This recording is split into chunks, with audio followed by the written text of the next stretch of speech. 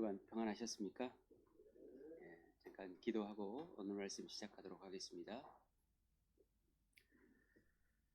저희를 사랑하시는 거룩하시고 영원하신 아버지 하나님, 죄인으로 태어난 저희들, 아무것도 알지 못하고 세상 목적만을 위해 살아가던 저희들, 주님의 거룩한 보혈로 구원해 주시고 영원한 생명을 얻어서 하나님의 영광을 위해서 남은 삶을 들을 수 있도록 가치 있게 할 수 있도록 역사해 주시고 인도해 주심을 감사드립니다. 세상은 날로 요란하고 어디로 가야 될지 알지 못하는 가운데에서 시끄럽고 두려운 세상이 되어가고 있습니다. 이러한 가운데에서 저희들에게 큰 소망을 주시고 앞으로 하나님의 역사를 기다릴 수 있는 그런 귀한 마음 주셔서 감사드립니다. 저희들을 통해서 천하보다 귀한 영혼들이 더욱더 주님 품으로 돌아올 수 있기만을 또 간절히 바랍니다. 저희들의 행실이 오직 하나님 앞에서 부끄럽지 않게 살면서 이 복음을 전하는데 방해가 되지 않기를 간절히 바랍니다. 특별히 3월달 또 대집회가 계획되어 있습니다. 이번에도 많은 영혼들 붙여주시고 새로운 생명이 탄생할 수 있도록 도와주시옵소서. 이 일을 위해서 저희들이 간절한 마음으로 기도하고 하나님의 그 귀한 복음을 전하기 위해서 애타할 수 있도록 도와주시기를 바랍니다. 우리 평택서북교회 형제자매님들 일일이 보살펴 주시고 여러 가지 어려움과 힘들고 지쳐서 마음이 낙심이 되는 그런 분도 계실지 모릅니다. 또 경제적으로 또 건강적으로 어려움을 겪고 계신 분이 있을지 모릅니다. 하나님 도와주시옵소서. 각 사람을 하나님의 따뜻한 손길로 붙잡아 주시고 한 사람도 낙오되지 않도록 그 믿음을 더하시기를 바랍니다. 오늘 말씀과 모든 시종을 하나님께 맡기며 저희를 사랑하셔서 죄에서 해방해 주신 주 예수님 이름으로 기도드립니다. 아멘. 성경 레위기 5장을 펴겠습니다. 레위기 5장 17절부터 19절입니다. 레위기 5장 17절부터 19절.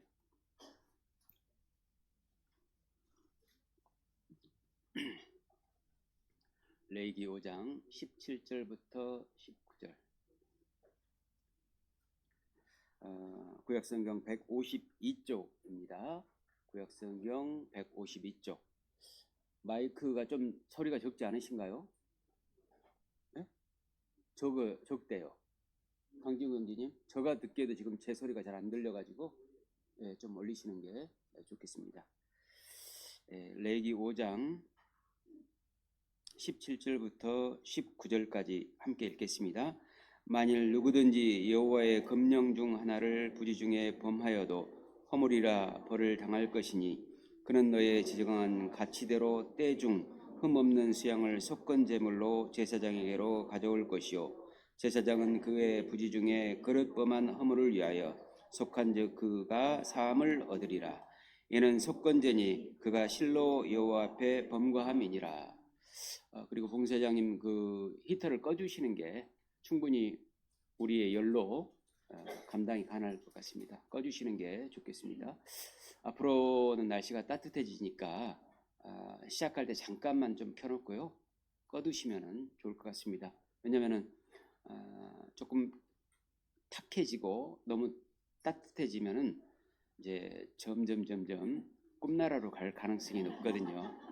그래서 조금이라도 정신을 차리기 위해서 환기도 된 상태에서 사람에게 가장 중요한 게 공기더라고요. 보니까 맑은 공기를 마셨을 때 그 사람이 장수할 수 있는 비결이 있다고 하더라고요. 하나님께서 공기를 공짜로 주셨지 않습니까? 공기는 5분만 안 마셔도 죽고 물은 5일간 안 마셔도 죽고 음식은 50일간 안 먹으면 죽는다는 얘기가 있지 않습니까? 그러니까 공기가 가장 풍성하잖아요. 그리고 공짜지 않습니까? 그러니까 하나님께서 우리의 생명에 필요한 것은 정말 공짜로 풍성하게 주신 것 같아요. 잠깐 공기가 생각이 나서 여러분에게 말씀을 잠깐 드렸습니다. 하나님께서 우리에게 생명을 주셨잖아요. 모든 사람이 이 땅에 태어난 이유는 먼저 구원받도록 하시기 위해서입니다. 그리고 구원받은 사람을 이 땅에 살게 하시는 이유는 그 구원을 전하도록 하기 위해서, 전도하기 위해서입니다. 우리 중에 누구든지 자기를 위해서 사는 자도 죽는 자도 없다고 하셨습니다. 먹든지 마시든지 무엇을 하든지 다 하나님의 영광을 위해서 하라고 하셨고, 또 자기 일에 얽매이는 자가 하나도 없다고 하셨습니다. 그리고 너희는 먼저 그의 나라와 그의 의를 구하라. 그리하면 이 모든 것을 더하신다고 하셨습니다. 그렇다면 여러분은 누구를 위해서 사시고 무슨 일에 얽매이십니까? 그리고 먼저 여러분의 삶의 목적은 무엇입니까? 생각해 볼 문제 아니겠습니까? 육신적인 것, 세상적인 것, 물질적인 그런 것들이 주가 되면은요, 그런 사람에게는 이 말씀이 아마 그렇게 크게 와닿지 않을 수 있을 겁니다. 맨날 하는 소리구나, 그럴 수 있습니다. 그런데 실질적으로 가면 갈수록 제가 느껴보는 것이 뭐냐면요, 오직 복음이고 오직 하나님 영광이더라고요. 그것 외에는 남는 게 없더라니까요. 여러분, 인생을 정말 가치 있게 살려면 첫 번째 구원받아야 되고, 두 번째 전도해야 합니다. 그리스도인은 그 어떤 것보다도 복음을 위해 살아야지만이 진짜 값진 삶입니다. 그것이 참된 인생입니다. 의미 있는 인생입니다. 그 해바라기가 부른 노래 중에서 이런 노래가 있었습니다. 내가 살아가는 동안에 할 일이 또 하나 있지. 바람 부는 벌판에 서 있어도 나는 외롭지 않아. 들어보셨죠? 저는 그 노래를 간혹 들을 때마다 어떤 생각을 하냐면요, 내가 살아가는 이유가 무엇인가, 내가 살아가는 진정한 의미는 무엇인가 생각해 보거든요. 나는 할 일이 있지. 그게 뭐냐면은 전도하기 위해서, 복음 전하기 위해서. 우리는 아무도 할 수 없는, 그 누구도 할 수 없는 천하보다 귀한 영혼을 살릴 수 있는 그 자격이 있지 않습니까? 누구든지 지옥 가지 않게 할 수 있는 그 복음의 그 지혜가 있지 않습니까? 얼마나 값진 겁니까? 의사 선생님이 죽어가는 육신을 살리는 것도 값진 일이지만은 우리는 영원히 죽지 않게 할 수 있는 그 복음을 가지고 있습니다. 여러분이 살아가는 동안에 할 일은 바로 그겁니다. 지난 주일까지 레위기 5제사 중에서 4가지를 배웠습니다. 번제, 소제, 화목제, 속제제, 이렇게 4개를 배웠죠. 이 모든 것들이 사실은 구원을 의미하고 또 구원받은 그리스도인들이 신앙생활을 어떻게 해야 될지 교훈하는 내용이었습니다. 그러니까 희한하죠. 레위기가 참 어렵게 느껴졌는데 이 모든 것이 예수님을 예표하고 있고 우리의 신앙을 예표하고 있다는 것이 놀랍지 않습니까? 수천 년 전에 기록된 그 말씀들이 어쩌면 그렇게 정확하게 예수님을 나타내고 있는지 기적 같은 일 아니겠습니까? 레위기의 모든 내용은 바로 그리스도를 나타내는 것이고 그리스도인이 어떻게 하나님 앞에 살아야 될지 밝히 드러내는 말씀들입니다. 번제, 소제, 화목제 이 3가지는 각 장별로 16개에서 17개의 절로 되어 있거든요. 그런데 속제제는 상당히 긴 절을 가지고 있었죠. 35개의 절로 되어 있었습니다. 2배가 됐죠. 넘었죠. 그리고 오늘 배울 속건제는 레위기 5장 1절부터 6장 7절까지로 이루어졌는데요. 26개의 절로 되어 있습니다. 그러니까 다른 것보다 속제제와 속건제가 훨씬 분량이 많아요. 왜 그럴까요? 속제제와 속건제는 죄와 관련된 얘기들입니다. 다른 제사들의 2배 분량의 그 절을 가지고 있습니다. 둘 다 죄사함을 위한 제사이기 때문에 그렇습니다.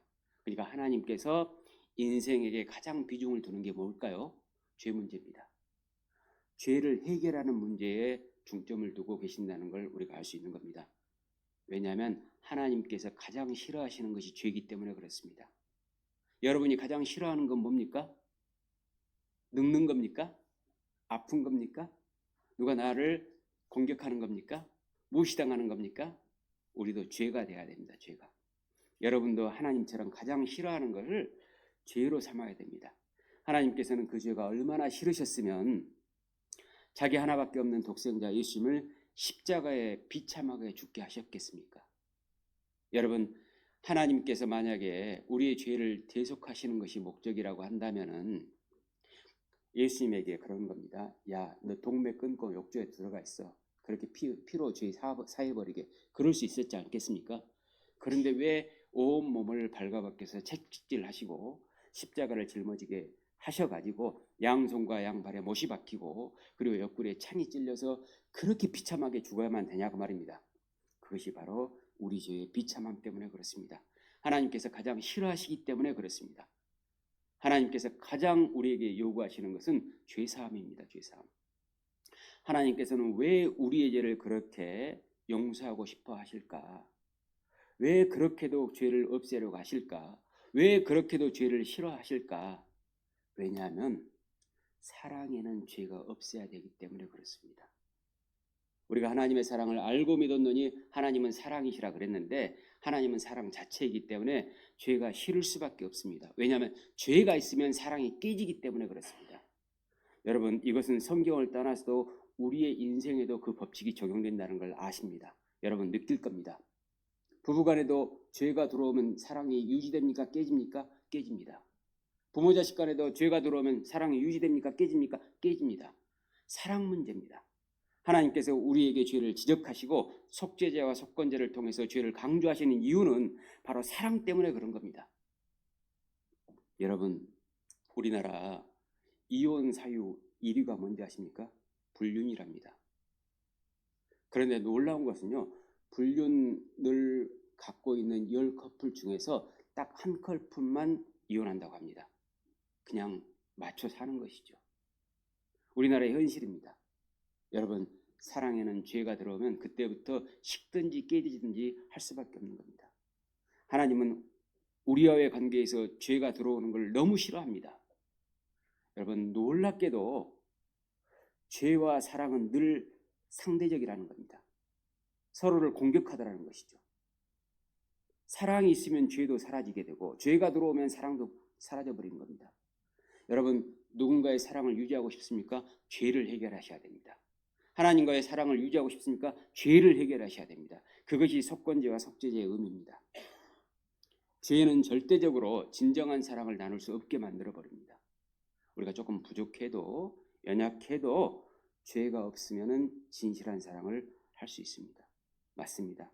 부부지간에 남편이 돈을 조금 못 벌어도 죄가 없잖아요. 진실된 사랑이 유지됩니다. 아내가 조금 곰 같아도 진실한 그 사랑을 가지기 위해서는 죄를 없애야 됩니다. 순수하고 깨끗한 마음을 가지면 그 남편이 그 아내를 사랑할 수밖에 없는 겁니다. 하나님은 사랑 자체입니다. 그렇기 때문에 죄를 눈꼽만큼도 우리에게 용납하지 못하는 겁니다. 나를 사랑하지 않고는 못 사시는 그분이 가장 중요하게 생각하는 것이 죄의 용서입니다. 죄를 없애는 겁니다. 하나님께서는 나와 함께 영원히 사랑을 나누는 것이 하나님의 목적이기 때문에 어떻게 해서든지 우리 죄를 없애려고 하시는 겁니다. 어떻게 해서든지 우리를 올바로 살도록 하려고 하는 겁니다. 그것이 하나님의 신앙의 방향입니다. 그러니까 여러분이 살아가면서 나는 죄를 없애야겠구나, 요거에 초점 둬야 되고요. 어떻게 해서든지 하나님 앞에서 말씀에 순종하는 올바른 삶을 살아야겠구나, 이것이 하나님의 사랑을 받아들이고 유지하는 방법입니다. 우리는 죄인으로 태어나서 평생 죄만 짓고 산 사람들입니다. 영원한 지옥에 떨어지는 것은 하나님의 당연한 결정이었습니다. 그런데 사람들은 이 문제를 애타하지 않았죠. 하나님만 애타하신 겁니다. 왜? 하나님이 우리를 사랑하시니까. 그런데 우리는 죄를 짓고 지옥 갈 운명에 놓여 있으면서도 애타하지 않았죠. 왜 그랬을까요? 하나님을 사랑한 적이 없으니까. 그런데 놀랍게도 하나님의 사랑을 깨닫고 구원을 받게 되잖아요. 내가 하나님을 사랑하는 마음이 생기면서 내 죄에 대해서 애타하는 마음이 듭니까? 안 듭니까? 들어요. 놀랍게도 듭니다. 바로 사랑과 죄는 늘 반대인 겁니다.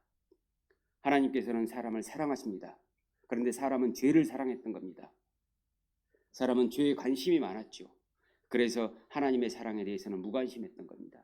하나님께서는 그런 우리에 대해서 근심하신 것이죠. 왜 근심하셨을까요? 사랑하시니까. 우리는 우리 죄에 대해서 근심한 적이 있습니까? 근심 안 했습니다. 왜냐하면 하나님을 사랑하지 못했으니까. 죄인인 사람은 죄에 대해서 심판을 받고 영원히 하나님과 이별할 수밖에 없는 그 이유 때문에 하나님께서는 우리와 이별을 싫어하시기 때문에 영원히 지옥에 떨어지는 것을 싫어하시는 겁니다. 단순히 우리가 고통받기 때문에 지옥에 떨어지기 때문에 하나님께서 싫어하신다고 그렇게 생각하지 마십시오. 하나님께서 우리와 영원히 헤어져야 되기 때문에 하나님의 가슴이 터지는 겁니다. 괴로우신 겁니다.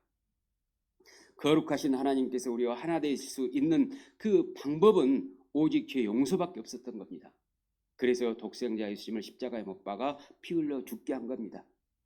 성경의 창세기부터 요한계시록까지 다 그 내용입니다. 사실은 너희는 여호와의 책을 자세히 읽어보라. 성경의 그 내용은 전부 다 예수님께서 우리를 위해서 죽으셔서 죄를 없애시는 사랑의 이야기들입니다. 성경에는 바로 우리를 참으로 사랑하신다는 하나님의 증명입니다. 그래서 어떻게 해서든지 죄를 용서하고자 하는 마음이 하나님은 간절하신 거예요. 그런데 문제는 우리죠. 우리는 죄 용서받고 싶은 생각이 없는 겁니다. 왜 그런지 아십니까? 하나님을 사랑하지 않고 세상을 사랑하니까. 돈을 사랑하고 명예와 권력을 사랑하고 육체의 쾌락을 사랑하고 그렇게 살면은 죄를 용서받고 싶은 생각이 없어지는 겁니다. 여러분, 하나님께서 우리 죄를 해결하시는 이유는 단지 천국에 보내기 위한 목적이 아니라는 걸 다시 한번 알았으면 좋겠습니다. 훨씬 더 중요한 이유가 있습니다. 하나님께서 우리 죄를 해결하시는 이유는 진짜 참 사랑을 우리에게 더 강하게 나타내 주시려고 하는 겁니다. 무슨 말이냐? 자기가 그 죄를 위해서 죽음으로 얼마나 우리를 사랑했는지를 가르쳐 주려고 하는 겁니다. 인간은 죄를 지었지만 하나님께서는 오히려 그것을 기회로 삼아버린 겁니다. 자기가 죽는 기회로 삼아버린 겁니다. 목숨까지 아끼지 않는 기회로 삼아버린 겁니다. 그래서 우리에게 진정한 사랑을 보여주고 싶었던 겁니다. 아담과 하와가 범죄했을 때 하나님이 아프셨겠죠. 그러나 그때 하나님은 진짜 내 사랑을 보여줄 수 있겠구나 이렇게 생각하셨을 겁니다. 여러분이 평생을 살면서 죄를 지을 때마다 하나님이 여러분을 미워하고 외면하고 여러분을 떠났다고 생각하셨죠. 그렇지 않습니다. 진짜 내 사랑을 보여줄 수 있는 기회구나. 내가 보여주마. 제발 나를 봐라. 나를 봐라. 제발 봐라. 그래도 안 보는 거죠. 그것이 인간의 무지함과 연약함이고 인간의 악함입니다. 정말 안타까운 것이죠. 요한일서 4장 16절에 보면 우리가 하나님의 사랑을 알고 믿었느니 하나님은 사랑이라고 했죠. 하나님의 최고의 목적은 우리와 뜨겁게 사랑을 나누는 겁니다. 그 사랑을 완성하시기 위해서 우리의 죄를 용서하신 겁니다. 사랑과 용서는 늘 하나입니다. 사랑과 용서의 하나님. 그래서 정리해보면 사랑은 죄가 없어야 됩니다. 그러면 죄가 없으려면 용서를 받아야 됩니다. 그 죄 용서를 깨달으려면 주님께서 나를 위해서 십자가에 죽으심을 배워야 됩니다. 거기서 뜨거운 사랑을 우리가 배워야 됩니다. 그것이 바로 하나님의 사랑을 경험하는 거고 그 사랑으로 생활하는 것이 신앙생활입니다. 신앙생활을 다시 정리해드리겠습니다. 내가 열심히 사는 게 아닙니다. 하나님의 사랑을 계속 경험하는 삶입니다. 그것이 진정한 신앙생활이에요. 속건제의 의미 먼저 말씀을 드리겠습니다. 먼저 속죄제를 좀 정리를 해보면요. 속죄제 아시죠? 지난번에 배운 거 히브리어로 하타라고 하는데요. 이것은 죄에 대한 형벌 혹은 용서에 초점을 맞추고 있는 내용입니다. 하나님 앞에서 사람이 일반적으로 지을 수 있는 모든 죄를 용서받기 위해 드리는 제사예요. 이게 속죄제입니다. 그런데 속건제는 건자가 허물 건자거든요. 허물이 있다는 것이죠. 그랬을 때 드리는 제사인데 히브리어로 아샴이라고 합니다. 이게 무슨 뜻이냐면은 죄를 용서받을 뿐만 아니고 죄를 고쳐나가는 삶을 강조하기 위해서 하나님께서 이 제사를 드리도록 하는 겁니다. 그리고 또 한 가지는요. 내가 어떤 죄를 지었을 때 누군가 그 이익에 대해서 침해받은 것에 대해서 배상을 위해서 드리는 제사가 바로 속건제입니다. 거기에 초점이 맞춰져 있는 겁니다. 특별히 하나님께서 중요한 구체적인 죄를 언급하셔서 제사를 드리도록 하심으로 말미암아 죄에 대한 경각심을 이중으로 갖도록 하신 것이 속건제입니다. 그 속건제를 드리는 예가 크게 6가지 정도 나오거든요. 그러니까 그 6가지가 얼마나 중요한지 우리가 생각해 볼 수 있겠죠. 그러니까 속죄제는 일반적인 문제고 속건제는 아주 특별한 경우에 드리는 제사이기 때문에 아주 특별하게 하나님께서 말씀하셨기 때문에 우리가 이 속건제 6가지 정도를 염두에 두고 신앙생활을 조금 여기에 대해서는 집중적으로 이 죄에 대해서는 두려워하는 마음을 가지고 사는 게 맞는 겁니다. 속죄제와 속건제는 늘 같이 들어졌는데요. 이건 뭘 얘기하는 거냐면 예수님께서는 속죄제도 되시고 속건제물도 되신 겁니다. 예수님께서는 십자가에서 우리 대신 형벌을 당하셨죠. 우리 죄를 없애기 위해서 형벌을 당하시지 않습니까? 이건 속죄제입니다. 그런데 하나님께서 예수님을 십자가에 못 박아 죽이실 때 예수님은 순종하셨지 않습니까? 그리고 우리의 죄보다 배나 갚았다는 말씀이 있지 않습니까? 이사야 40장에. 그건 속건제의 의미를 가지고 있습니다. 그래서 속건제를 드려야 되는 경우부터 좀 살펴보겠습니다. 레위기 5장 1절입니다. 5장 1절 같이 읽겠습니다. 누구든지 증인이 되어 맹세시키는 소리를 듣고도 그 본 일이나 아는 일을 진술치 아니하면 죄가 있나니 그 허물이 그에게로 돌아갈 것이요. 레위기 5장 전체와 레위기 6장 7절까지는 속건제에 관련된 말씀입니다. 그런데 여기에 누구든지가 6번이 나와요. 그러니까 누구든지 이 말은 모든 사람은 죄인이라는 얘기입니다. 모든 사람은 죄 사함을 받아야 된다 이 말입니다. 또 모든 그리스도인은 예외 없이 속건제를 드리는 삶을 살 것을 말씀하신 겁니다. 누구든지 증인이 되어 그랬지 않습니까? 증인이 된다고 하는 것은 증인을 하는 것은 아니고 피동사지 않습니까? 증인은 자기가 하고 싶어서 하는 게 아니고 시켜서 되는 겁니다. 피동적입니다. 이스라엘 백성은 여호와의 증인이었는데 이스라엘 백성들이 하나님 앞에 나와가지고 우리가 하나님의 증인 되겠습니다. 그렇게 하지 않았습니다. 하나님께서 부르셔가지고 증인을 삼은 겁니다. 이사야 43장에 보면은 하나님께서 선택하신 것이죠. 이스라엘 백성들이 여호와의 증인이 되겠다고 나선 것이 아니었고 하나님께서 아브라함을 친히 부르셔가지고 이스라엘 백성들을 이루시고 증인이 되게 하신 거예요. 이건 뭘 얘기하는 거냐? 우리가 그리스도의 증인이 된 것도 그렇다는 겁니다. 우리가 알지 못할 때 우리 죄를 용서해 주셨고 우리를 아들 삼아서 그리스도의 증인을 하도록 하는 게 아니고 되게 하신 거예요. 그러니까 우리가 하나님의 증인으로 그리스도의 증인으로 사는 이유는 내가 하려고 해서 되는 게 아니고 하나님께서 되게 하셨다는 그 믿음이 있어야 합니다. 그러니까 내가 교회에서 열심히 살고 하나님 앞에 올바로 살고 하나님의 뜻을 따르겠습니다. 이 초점보다도 하나님이 나를 그렇게 하셨다. 하나님께서 이걸 맡기셨다. 나를 충성되이 여기 직분을 맡기셨다고 바울이 그랬지 않습니까? 그러니까 하나님이 나를 구원하셨고 하나님께서 나에게 그리스도의 증인이라는 직분을 주셨다. 하나님께서 어떠한 나를 주님의 영광을 위해 살 수 있도록 여러 가지 일을 하도록 하셨다. 이게 돼야지만이 책임감이 생기고 이게 돼야지만이 힘이 생기고 이게 돼야지만이 꾸준히 지속적으로 할 수 있습니다. 그렇지 않고 내가 앞서서 내가 한다고 생각하지 않습니까? 처음에는 잘하지만 금방 제풀에 지칩니다. 그러니까 끝까지 신앙생활을 잘하는 사람들을 보면은 이게 달라 있는 거예요. 겉보기에는 비슷하지만 하나님께서 되게 하셨다. 이 마음을 가지면 끝까지 할 수 있거든요. 그래서 증인이 되어 그런 겁니다. 사도행전 1장에도 보면은요. 주님께서 제자들에게 성령이 임하시면은 너희가 권능을 받고 예루살렘과 온 유대와 사마리아와 땅 끝까지 내 증인이 되리라고 하셨거든요. 증인이 되리라고. 근데 그 전에 성령을 받고가 나옵니다. 성령을 주시는 분이 계시겠죠? 그러니까 자기 중심이 아니고 하나님 중심으로 계속 말씀하고 계신 거예요. 너희가 성령이 임하시면 권능을 받고 그리고 증인이 되리라 그랬습니다. 받고 되리라 이게 돼야지만이 그리스도의 증인으로서 올바로 살아갈 수 있는 겁니다. 하나님께서 그리스도의 피로 우리를 구원하셔서 증인을 삼으신 겁니다. 그리스도인은 그리스도의 피의 증인입니다. 예수님의 피의 증인이고 또 한 가지 자기 피의 증인이 되어야 됩니다. 예수님의 피를 확실히 믿는 사람은 자기 피를 희생할 줄 아는 증인이 됩니다.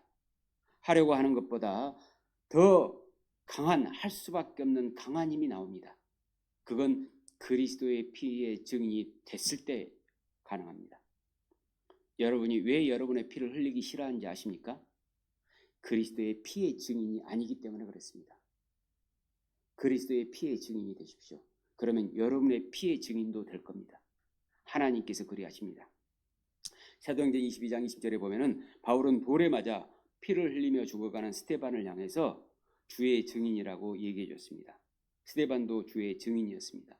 베드로전서 5장 1절에 보면은 베드로는 자신을 그리스도의 고난의 증인이라고 소개하고 있습니다. 우리도 하나님께서 그리스도의 증인, 그리스도의 고난의 증인이 되게 하셨습니다.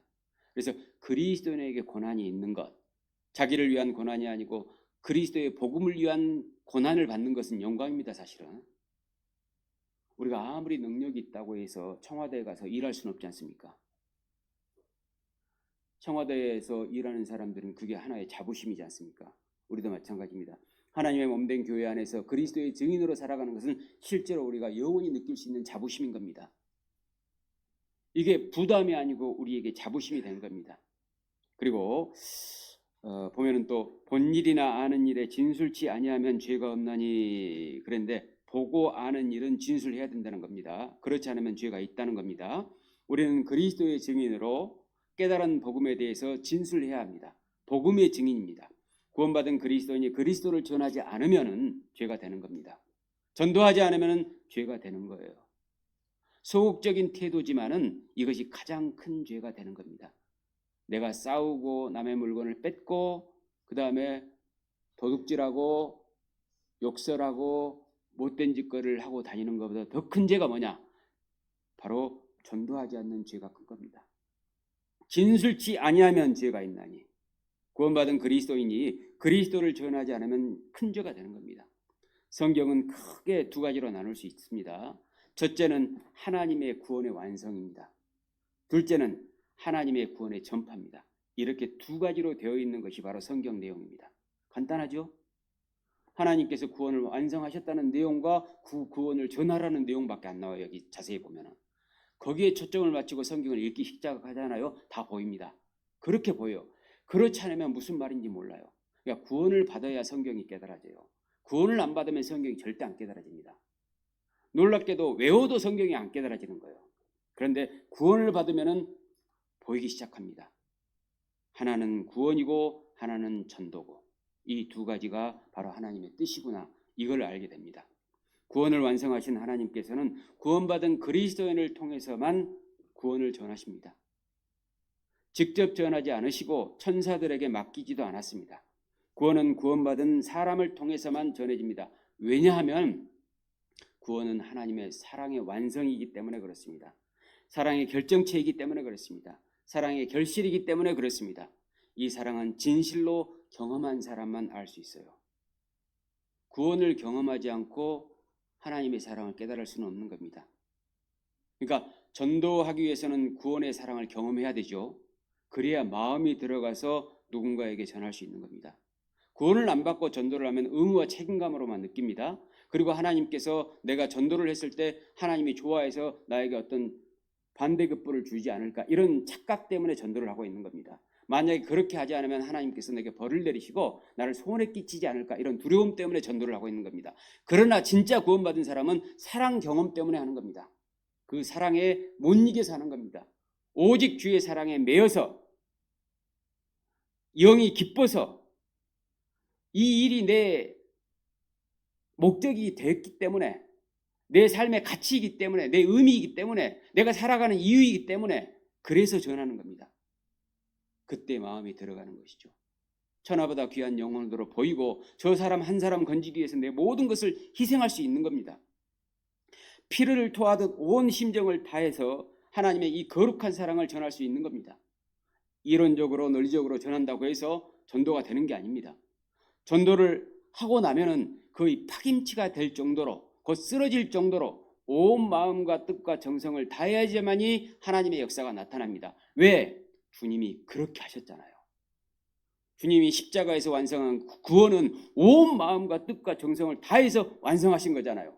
근데 우리가 그러한 마음 없이 그 사랑을 경험하지 않고 어떻게 전할 수 있겠습니까? 바로 증인이 되어 그 본일과 아는 일에 진술치 아니하면 죄가 있는 겁니다. 전도하지 않으면 죄가 있는 겁니다. 사도행전 4장을 보겠습니다.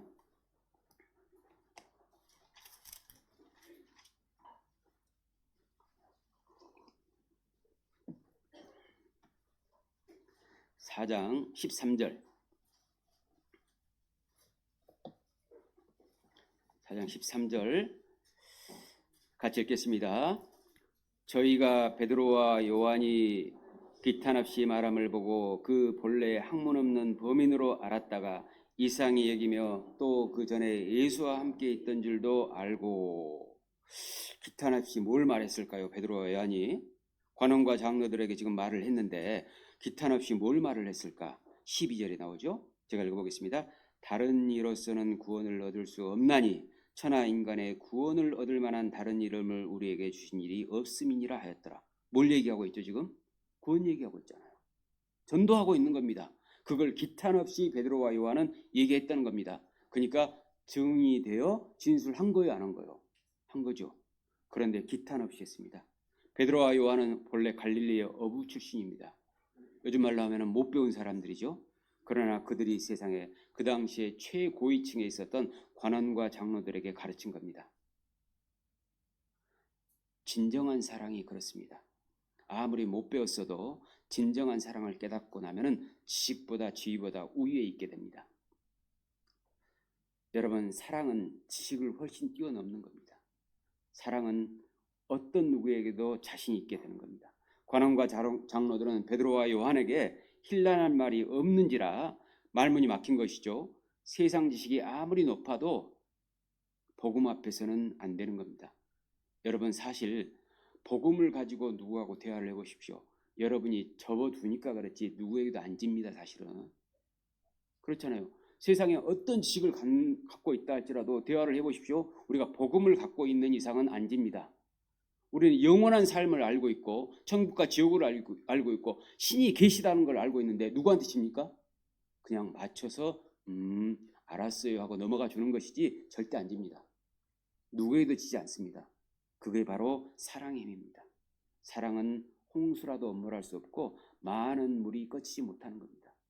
사랑은 어떤 것도 이길 수 있습니다. 하나님의 사랑을 받은 사람은 누구 앞에서도 당당할 수 있습니다. 자신할 수 있습니다. 관원과 장로들은 베드로를 어떻게 처단할까 고민했습니다.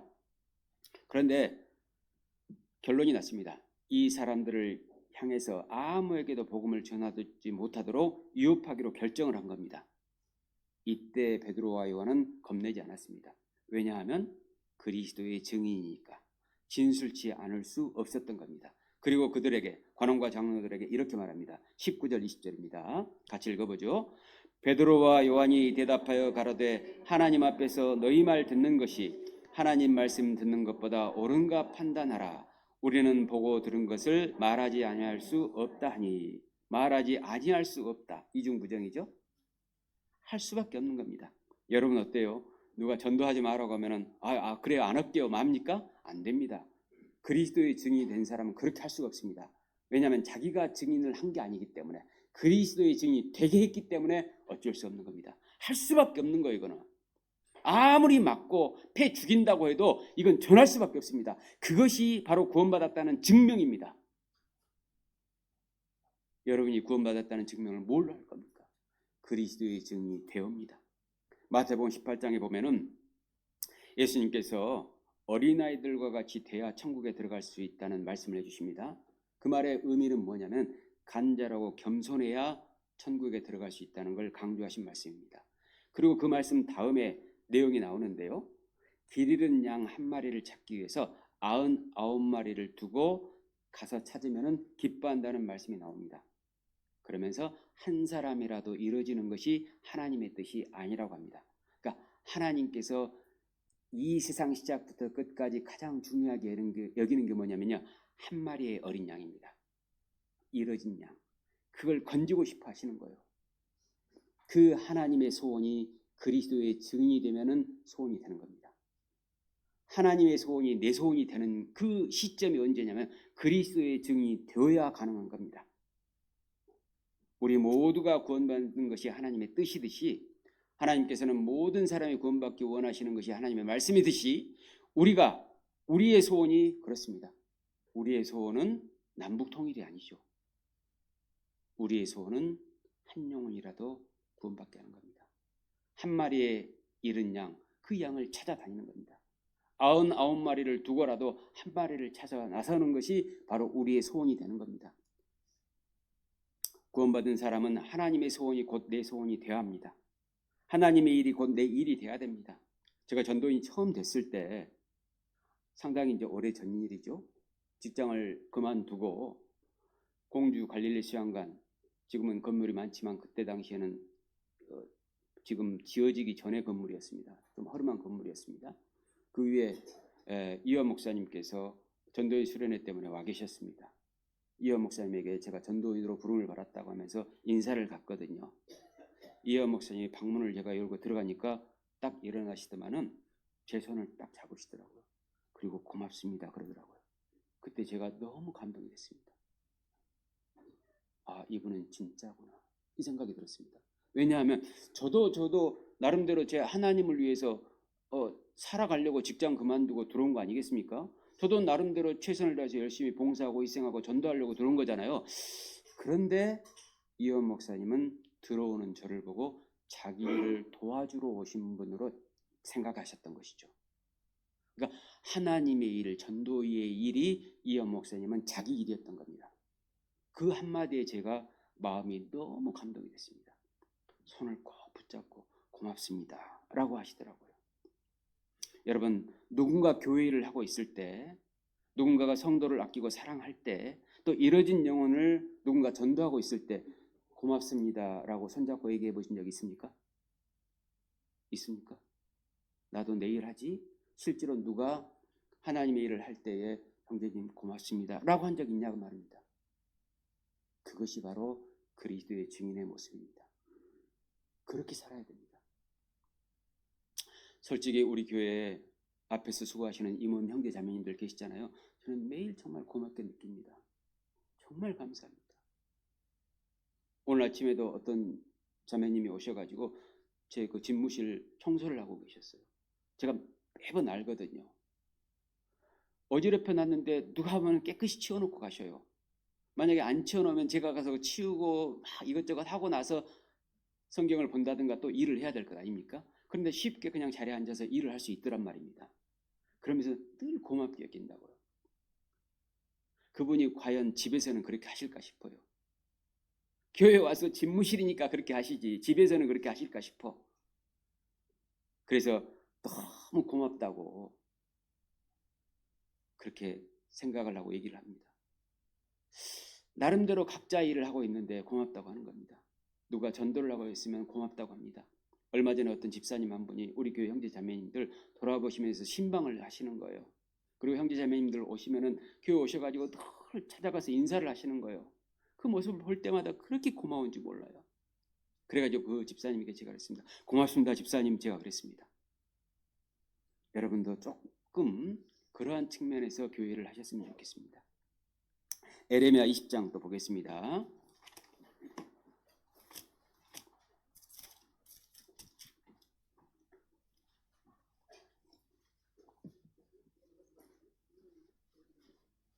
(20장) 7절부터 9절. 좀 덥지 않으셔요? 괜찮아요? 예. 20장 7절부터 9절입니다. 같이 읽어보죠. 여호와여 주께서 나를 권유하심으로 내가 그 권유를 받았사오며 주께서 나보다 강하사 이기셨으므로 내가 조롱거리가 되니 사람마다 종일토록 나를 조롱하나이다. 대저 내가 말할 때마다 외치며 강포와 멸망을 부르짖으오니 여호와의 말씀으로 하여 내가 종일토록 치욕과 모욕거리가 됨이니이다. 내가 다시는 여호와를 선포하지 아니하며 그 이름으로 말하지 아니하리라 하면 나의 중심이 불붙는 것 같아서 골수에 사무치니 답답하여 견딜 수 없나이다. 에레미야를 하나님께서 권유하신 겁니다. 그 권유를 받았다고 했죠. 받고 하나님의 증인이 된 겁니다. 그리고 주께서 실제로 보면 주께서 나보다 강하사 이기셨다고 했죠. 하나님은 우리에게 어떻게 강하실까요? 사랑으로 강해지는 겁니다. 하나님의 사랑은 그 어떤 것보다 다 강합니다. 어떤 것도 하나님의 사랑에 견줄 수가 없는 겁니다. 어떤 것도 하나님의 사랑을 이길 수는 없는 겁니다. 에레미야는 하나님의 사랑의 증거예요. 그런데 많은 사람들이 하나님의 사랑을 이겨먹습니다. 비참한 거죠. 불행한 겁니다. 우리가 다 이겨도 하나님의 사랑에는 져야 됩니다. 하나님의 사랑이 강하사 이기셨으므로 내가 조롱거리가 되니, 그러니까 권유를 받아서 이스라엘 백성들에게 회개를 선포하는데 그들이 알아주지 않고 조롱거리가 에레미야가 된 겁니다. 그리고 사람마다 종일토록 나를 조롱하나이다. 8절에 보면은 내가 말할 때마다 외치며 강포와 멸망을 부르짖으니, 그들에게 강포와 멸망을 부르짖는 겁니다. 여호와의 말씀으로 하여 내가 종일토록 치욕과 모욕거리가 됨이니이다. 이쯤 되면은 더 이상 하고 싶지 않겠죠. 자기를 위해서 전하는 게 아니고 그들을 위해서 전하고 있는데 안 듣는 겁니다. 이쯤 되면 더 이상 얘기하고 싶지 않겠죠. 그런데 에레미야는 9절에 그랬습니다. 내가 다시는 여호와를 선포하지 아니하며 그 이름으로 말하지 아니하리라 하면 나의 중심이 불붙는 것 같아서 골수에 사무치니 답답하여 견딜 수 없나이다. 견딜 수 없어요. 그리스도의 증인은 견딜 수 없습니다. 이거 안전하고 삽니까? 사라집니까? 안 됩니다. 그럴 수 없어요. 만약에 이거 안전하고도 사라진다? 그분은 생명을 의심해 봐야 됩니다. 진짜 의심해 봐야 됩니다. 진짜. 문제가 큰 겁니다. 제가 처음에 구원받고 직장을 이렇게 출근을 하는데 차를 타고 운전하고 딱 출근했습니다. 제가 상당히 빨리 차를 산 편입니다. 사실은 93년도에 구원을 받고 94년도에 차를 샀으니까 94년도에 우리 직장 내에 차 가진 사람이 그렇게 많지 않았거든요. 근데 제가 차를 필요했던 것이 신앙생활을 조금 원활하게 하고 싶어서, 형제자매들이 차가 없으니까 좀 태워주고 싶어서 그런 마음으로 차를 샀거든요. 차를 사고 다 운전하는데 이런 찬양이 있었습니다. 주님 내가 여기 있사오니 나를 보내소서. 나의 마음 나의 몸 주께 드리오니 주 받으옵소서. 이런 찬양이 있습니다. 들어보셨어요? 예. 제가 잘 부르면 한번 부르고 싶은데 혹시나 여러분들이 더 불쾌하게 생각하실까봐 안 부르는 걸로 하고, 그 찬양을 부르면서 갑자기 울컥하는 겁니다. 그리고 차를 길가로 세운 겁니다. 차를 세워놓고 운전대를 붙잡고 하나님께 기도를 했습니다. 하나님 저 보내주십시오. 하나님 이 전도할 수 있도록 해주십시오. 내가 여기 있습니다. 저 물론 부족하고 연약합니다. 저 못났습니다. 저 하나님 보시기에 정말 비참합니다. 그러나 이 마음을 어찌할 수 없습니다. 주체할 수 없습니다. 내 가슴이 불붙는 것 같아서 어쩔 수가 없습니다. 저를 보내주십시오 하고 그렇게 기도를 했던 생각이 지금도 생생하게 떠오릅니다. 그 마음이 가르쳐서 된 마음이 아니었습니다. 그리스도의 증인이 됐기 때문에 가능한 거였던 것이죠. 잠언 24장에 보면은 너는 사망으로 끌려가는 자를 건져주며 살육을 당하게 된 자를 구원하지 아니치 말라. 내가 말하기를 나는 그것을 알지 못하였노라 할지라도 마음을 저울질 하시는 이가 어찌 통찰하지 못하시겠으며 내 영혼을 지키시는 이가 어찌 알지 못하시겠느냐. 그가 각 사람의 행위대로 보응하시리라 그랬습니다. 사망으로 끌려가는 자를 구원하지 아니치 말라고 했죠. 이중부정 강한 긍정입니다. 반드시 그리스도인이 증인돼서 해야 할 일은 사망으로 끌려가는 자를 구원해야 됩니다. 에스겔 33장에 보면은 여호와께서 에스겔에게 이스라엘의 파수꾼으로 삼았다는 말씀이 나옵니다. 그리고 이스라엘 백성들에게 회개할 것을 전하라고 합니다. 만약에 네가 전하지 않으면은 악인은 자기 죄 때문에 죽는 것이지만은 그 핏값을, 악인의 핏값을 에스겔 니기서 찾을 거라고 했습니다. 여러분 그렇습니다. 우리가 우리 주변에 있는 이뤄진 영혼들에게 복음을 전하지 않잖아요. 그대로 넘어가는 게 아닙니다. 그 죽은 핏값을 나에게 찾는다고 하십니다. 만약에 전해서 들으면 그 사람이 구원을 받고 그 핏값을 우리에게 찾지 않고, 전해서 듣지 않으면은 그 핏값을 우리에게 또 찾지 않습니다. 그 사람이 악인 중에서 죽는 것뿐이지. 그래서 우리는 반드시 전해야 됩니다. 그 사람이 구원받고 안 받고에 초점을 맞출 것이 아니고 그 핏값을 찾는 문제에 초점을 맞춰서 우리가 전해야 됩니다. 사도행전 20장에 보면 바울이 나는 모든 사람의 피에 대하여 깨끗하다고 합니다. 대단하지 않습니까? 사도 바울은 그랬습니다. 나는 모든 사람에 대해서 피에 대해서 깨끗하다고. 왜? 자기는 꺼리지 않고 기탄 없이 복음을 전했기 때문에 그런 겁니다. 그래서 증인이 되어 진술치 아니하면 죄가 있다는 말씀은 그리스도의 증인이 복음을 전하지 않으면 죄를 묻겠다는 겁니다. 그리고 두 번째는 부정한 동물의 사체를 만졌을 때인데요. 레위기 5장 2절을 보겠습니다.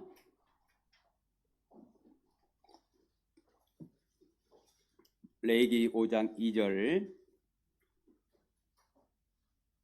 같이 읽죠. 누구든지 부정한 들짐승의 사체나 부정한 가축의 사체나 부정한 고충의 사체들 무릇 부정한 것을 만졌으면 부지 중에라도 그 몸이 더러워져서 허물이 있을 것이요.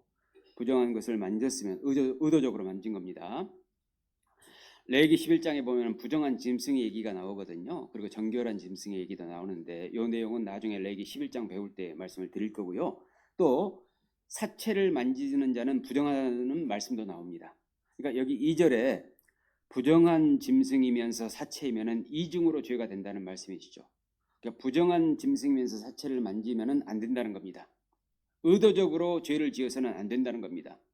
그리고 들짐승과 가축 그리고 곤충이 나오지 않습니까?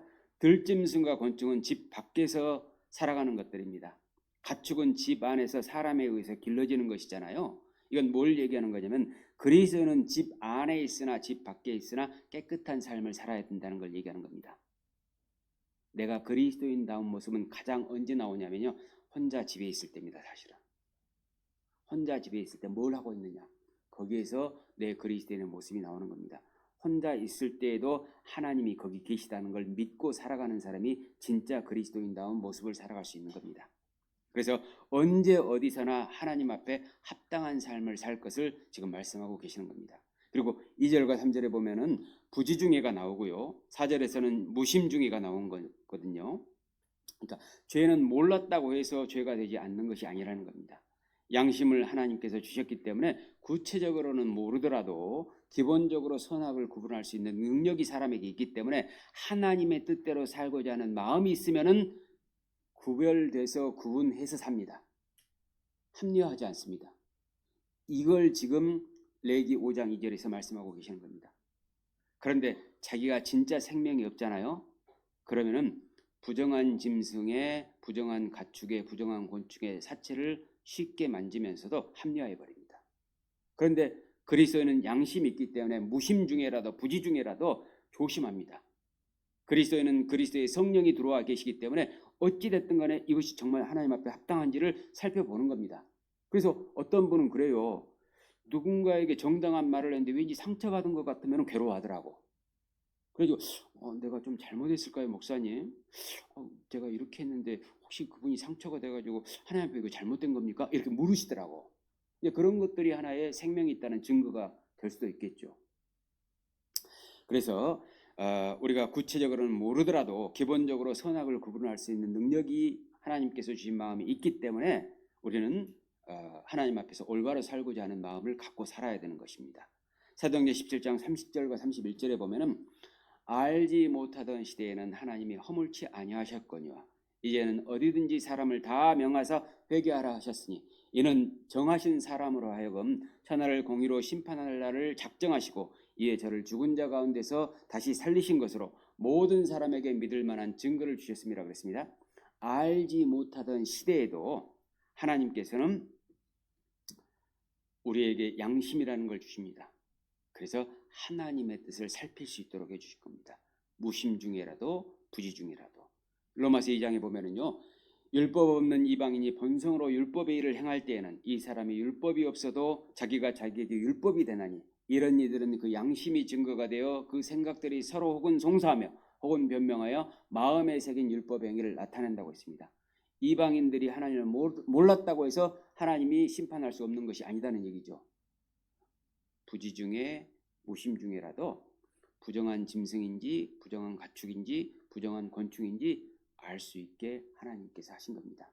사체를 만져야 되는지 만지지 말아야 될지 알 수 있게 하신 겁니다. 그래서 세세하게는 우리가 몰라도 기본적으로 구원을 받고 나면은 하나님 합당하게 살아야겠다는 이 마음이 올라옵니까? 안 올라옵니까? 올라와요. 만약에 그렇지 않고 예전과 똑같다?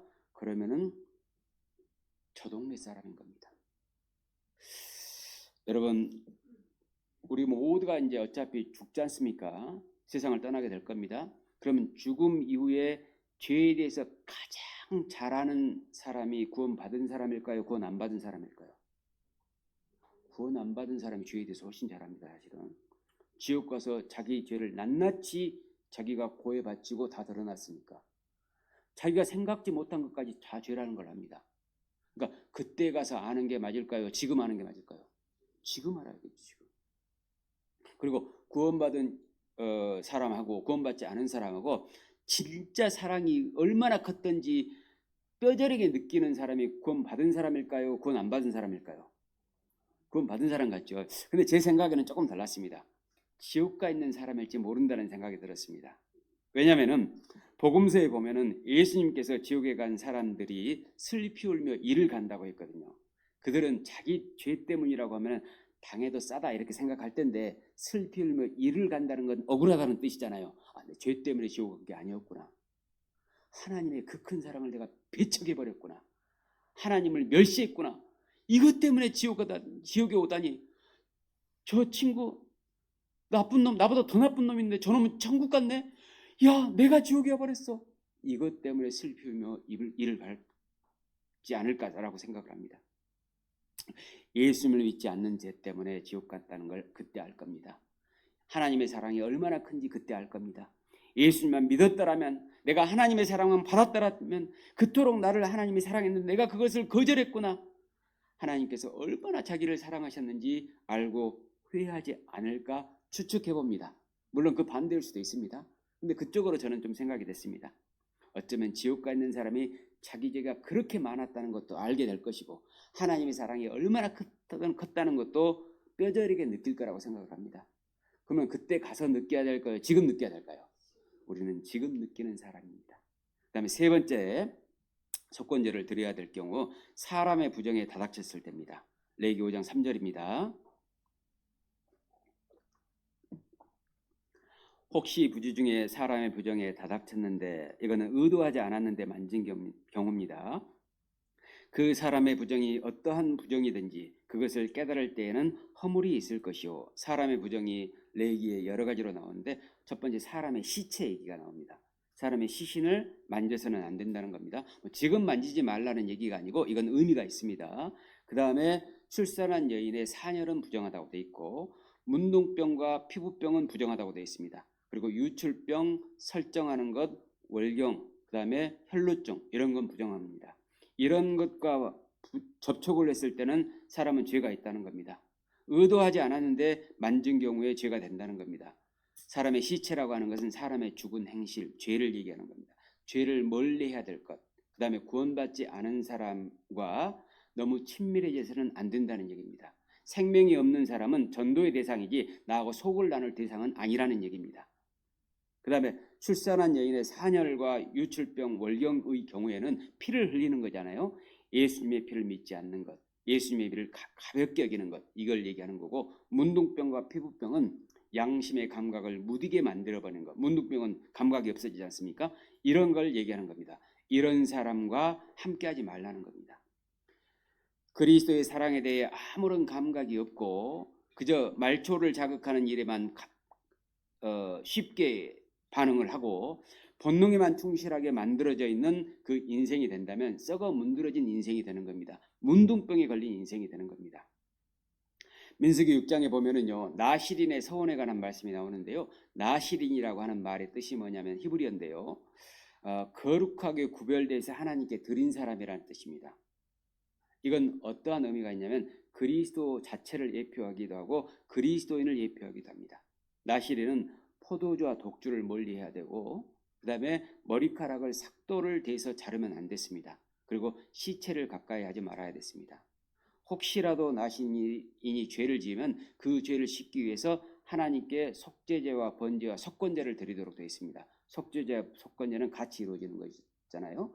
죄를 씻기 위해서 드리는 것이 속죄제와 속건제입니다.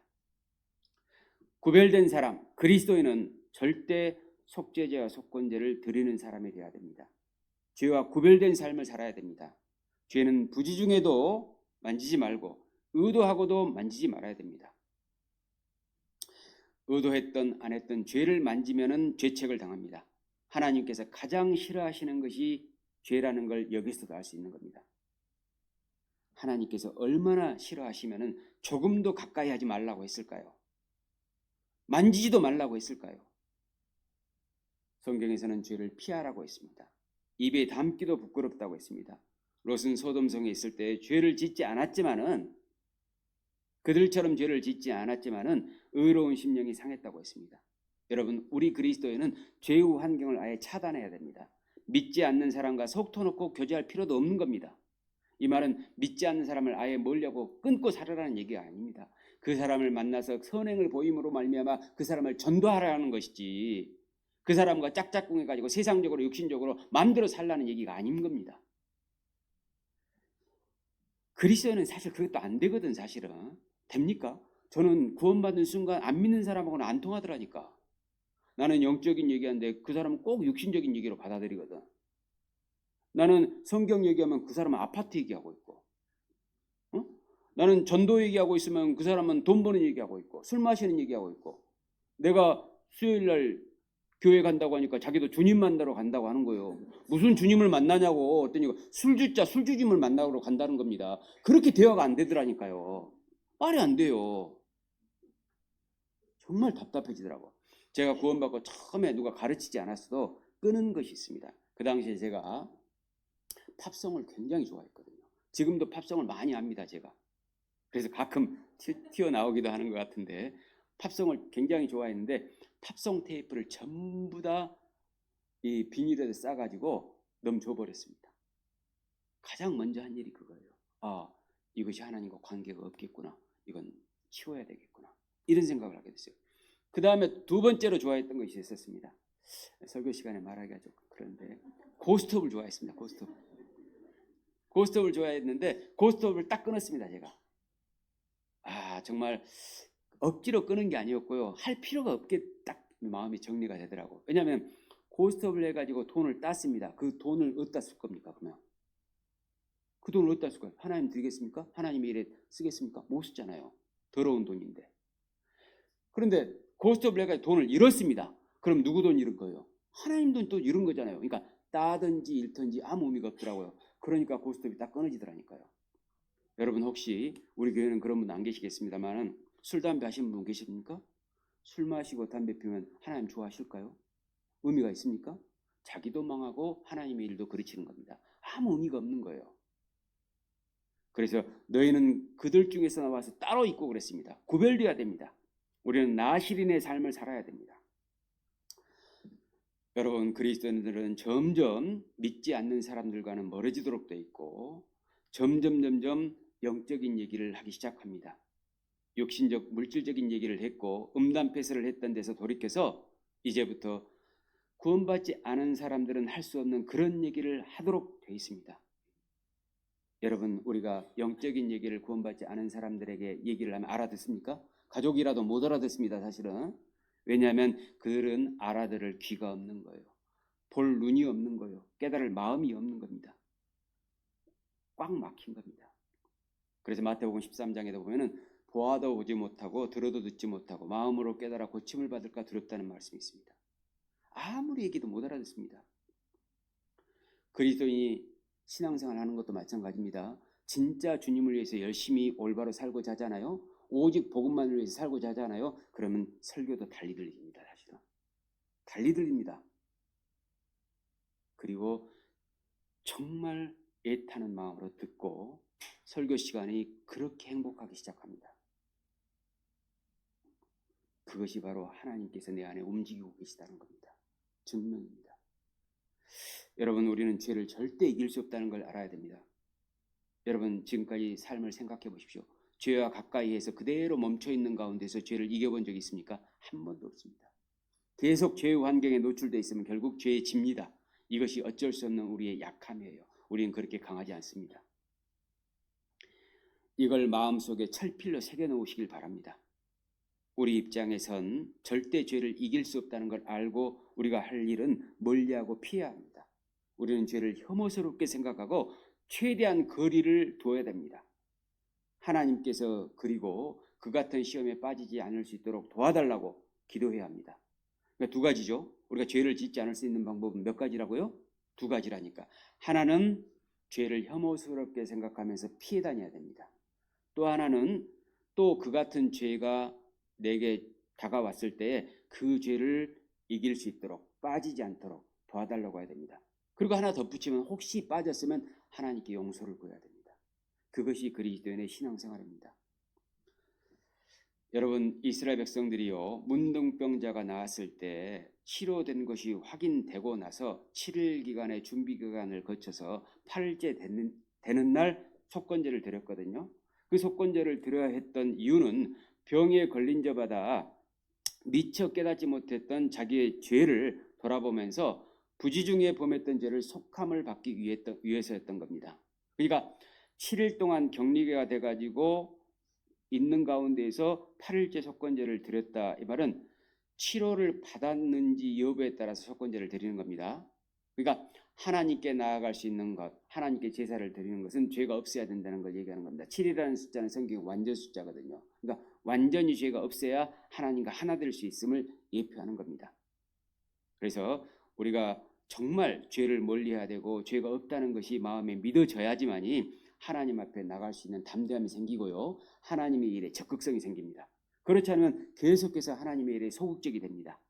그리고 네 번째는 함부로 맹세했을 때인데 5장 4절입니다.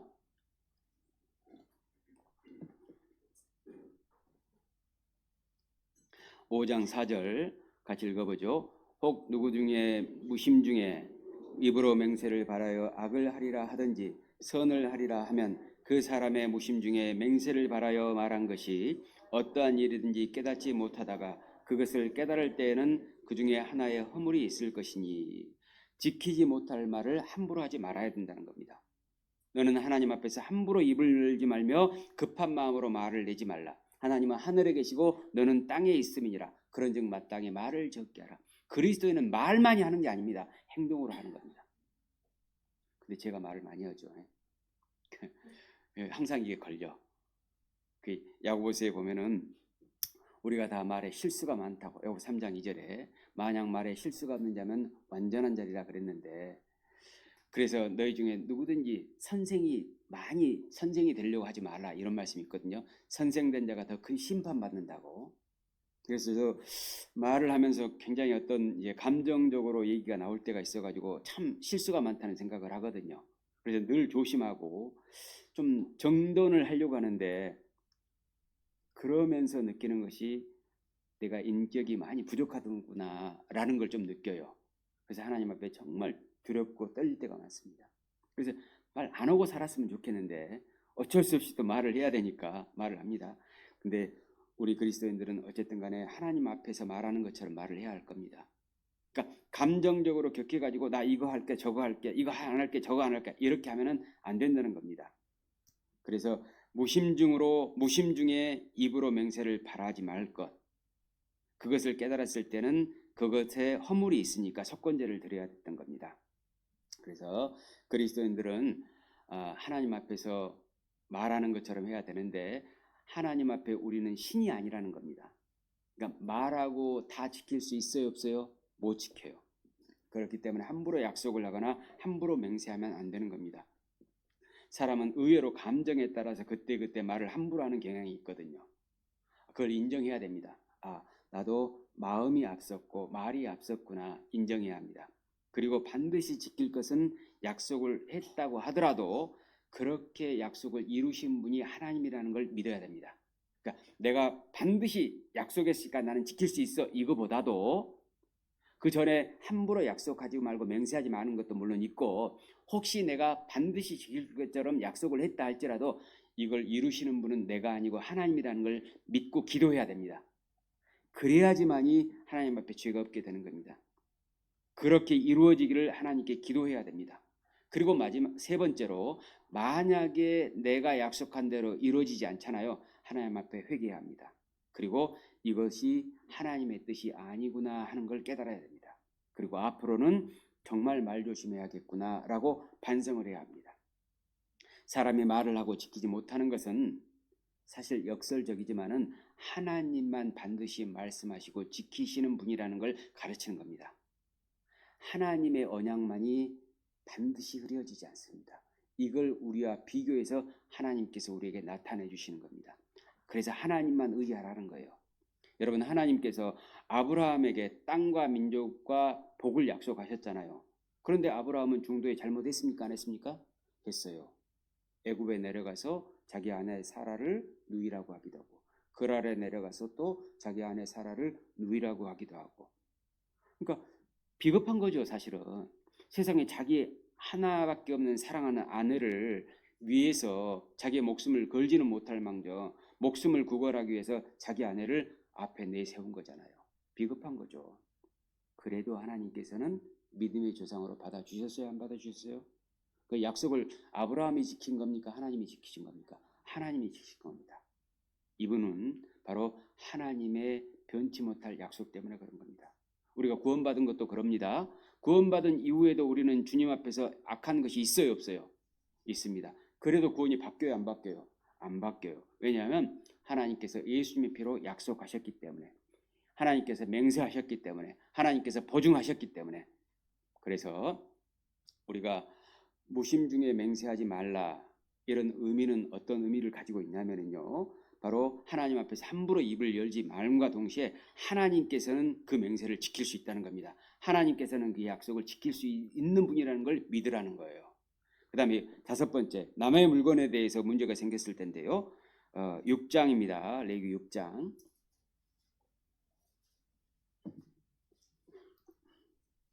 이민영 교수님. 아니다. 시간이 좀 있어서 누가 물 좀 갖다 줬으면 좋겠어요. 내가 아침에 8시 40분부터 설교를 계속해가지고 물이 좀 필요합니다.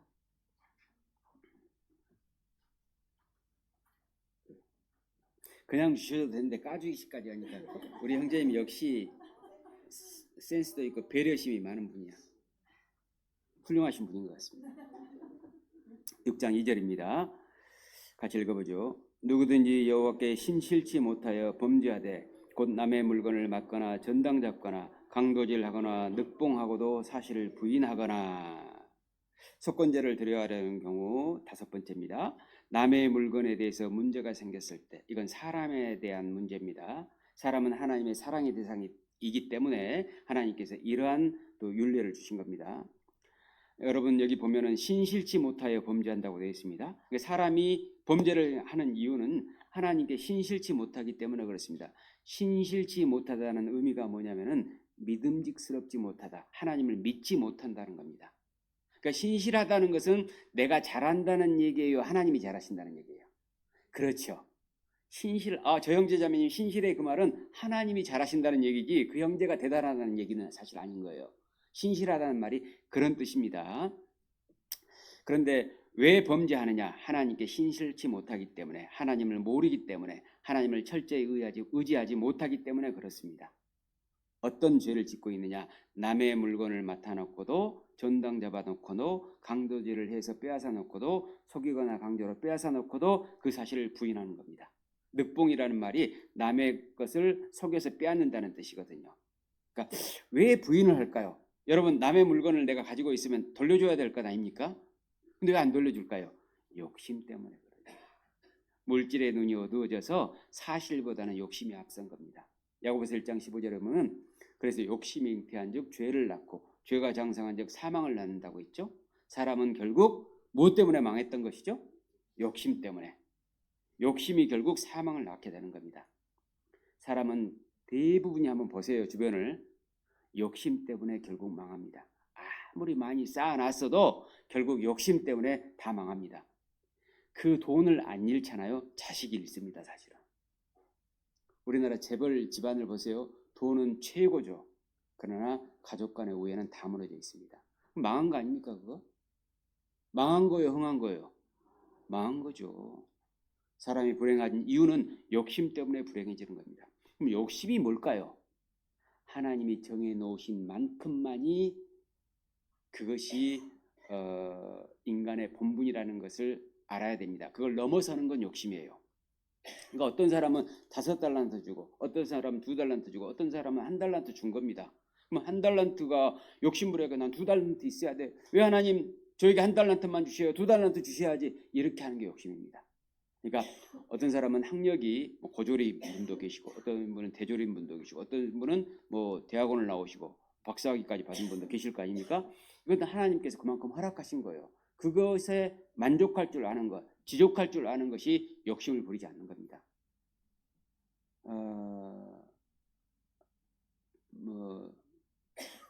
저기 뭐지 그 뽕나무 뽕잎을 먹는다 그 말이 뭐죠? 에? 이렇게 그 솔잎을 먹는다는 말이 그 뽕잎을 먹는다는 그 있지 않습니까? 분수에 맞게 송충이는 솔잎을 먹고 있잖아요. 나 갑자기 생각이 안 났어요. 어쨌든 간에 그런 그 자기의 자족할 줄 아는 것. 그러니까 인생은요 더 많이 얻으려고 하는 것보다 자기 분량을 빨리 깨닫고 그 분량만큼 사는 것이 행복인 것 같습니다. 어때요? 그 말이 맞을까요? 들릴까요? 근데 디모데전서 6장에 그렇게 말씀하셨거든요. 먹을 것과 입을 것이 있은즉 족한 줄 알라. 지족하는 마음이 있으면 이건 버릴 것이 없는 겁니다. 그래서 저는 키가 180 안 된 것에 너무 감사합니다. 사실은 너무 감사한 거예요. 그렇게 건강하지 않는 것도 너무 감사합니다. 하나님이 이만큼 해주셨으니까. 또 재물이 없는 것도 감사합니다. 하나님이 이만큼 주셨으니까. 저한테는 이만큼 필요하니까. 이것이 바로 하나님의 은혜라는 걸 알아야지만이 남의 물건을 늑봉하지 않는 겁니다. 전당 잡고도 부인하지 않는 겁니다. 그래서 사람은 욕심 때문에 망한다는 것을 가르치기 위해서 이 말씀을 하고 계시는 겁니다. 특히 그리스도인은 그 무엇보다도 욕심 부리지 말고 그의 나라와 그의 의를 구해야 합니다. 성경에 보면은 재물과 하나님을 겸하여 섬길 수 없다고 했거든요. 여러분 돈을 많이 버는 게 중요한 게 아니잖아요. 그보다 그걸 잘 관리하는 게 중요하지 않겠습니까? 아무리 많아도 하나님께서 전대에 구멍을 뚫어버리면 다 날아가 버리는데 어떻게 할 거야? 그러니까 젊었을 때 돈이 많았다가 나이가 들어가지고 돈이 하나도 없이 폐가망신하는 사람도 주변에 있지 않습니까? 제가 아는 사람은 어떤 사람은 그 단칸방에서 근근히 그 쪽방에 사는 사람을 제가 알거든요. 젊었을 때는 안 그랬거든. 나름대로 사업도 하고 했거든. 근데 그렇게 바뀌었더라고요. 차라리 젊었을 때 쪽방에 살더라도 나이 들어서는 조금 그래도 안정적으로 사는 게 맞지 않겠습니까? 그래서 우리는 자족할 줄 아는 법을 배워야 합니다. 성경에 보면 재물은 독수리가 날아가는 것처럼 날아가 버린다고 했습니다. 하루아침에 빈털터리가 될 수 있다는 것을 알고 하나님께서 주신 것에 만족할 줄 아는 삶을 살아야 되고, 하나님께서 주신 만큼에서 경험할 줄 알고 먹을 것과 입을 것이 있은즉 족한 줄로 알 때에 진정한 인생의 행복이 있고, 그리고 하나님께서 전대를 지켜주십니다. 재물이 그렇게 필요 이상으로 날아가지 않습니다. 이걸 깨달으셔야 됩니다. 레위기 6장 3절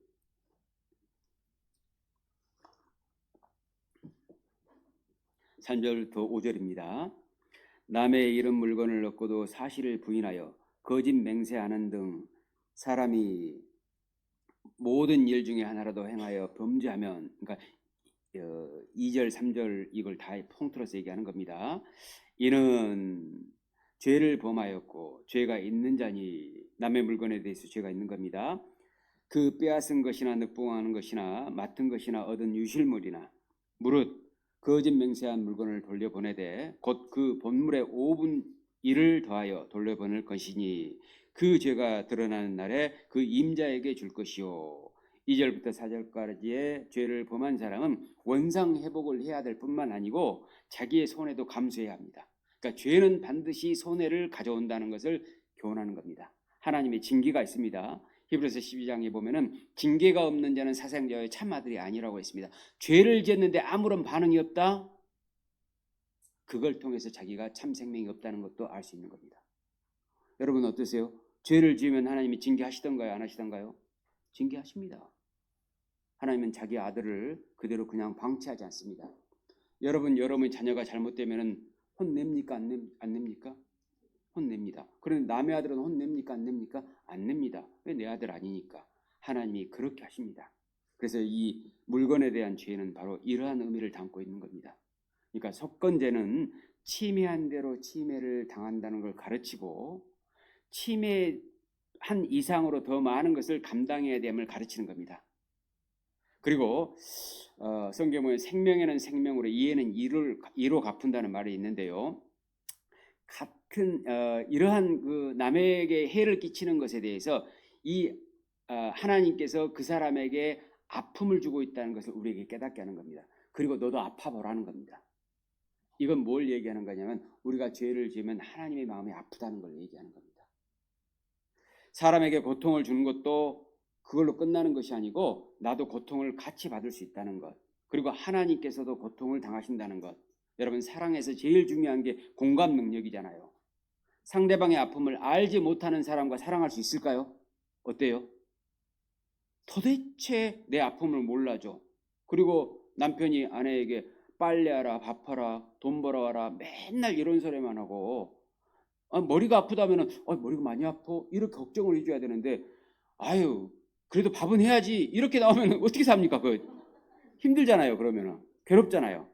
사랑은 공감 능력이 있어야 됩니다. 아플 때 아픈 줄 알아야 됩니다. 상대방의 아픈 것을 보고 나도 아파야 됩니다. 내 아픈 것만 생각하면 공감 능력이 없기 때문에 사랑이 깨져버린다니까. 바로 우리가 죄를 지을 때 하나님의 마음이 아프다는 걸 알아야지만이 우리가 죄를 짓지 않고 하나님을 올바로 사랑하면서 올바로 섬길 수 있다는 것을 의미하는 겁니다. 여러분, 죄에 대한 고통이 없는 사람, 죄에 대한 아픔이 없는 사람은 어떠한 하나님의 속죄의 은혜도 속죄의 영광도 얻지 못할 겁니다. 몸과 마음의 고통을 누가 줬습니까? 하나님께서 주신 겁니다. 그건 죄의 고통도 있다는 걸 가르치는 거고 지옥의 고통이 있다는 걸 가르치는 겁니다. 여러분, 머리 아프죠? 고통이 있다는 것을 하나님께서 가르친 겁니다. 여러분, 왜 머리가 아픕니까? 안 아플 수도 있잖아요. 팔이 맞으면 왜 아픕니까? 안 아플 수도 있잖아요. 왜 고통을, 통증을 느끼냐 그 말입니다. 그건 뭘 얘기하는 거냐? 하나님께서 고통을 만드셨다는 걸 얘기하고, 두 번째는 하나님의 마음이 아프다는 걸 우리에게 가르치는 겁니다. 그런데 우리는 우리 아픈 것만 생각하는 거거든요.